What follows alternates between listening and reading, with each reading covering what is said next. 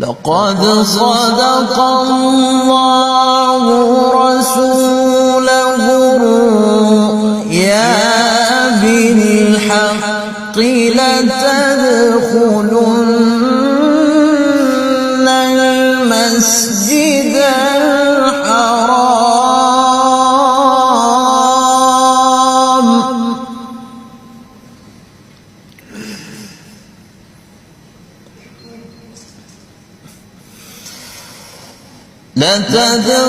لتدخلن المسجد الحرام إن شاء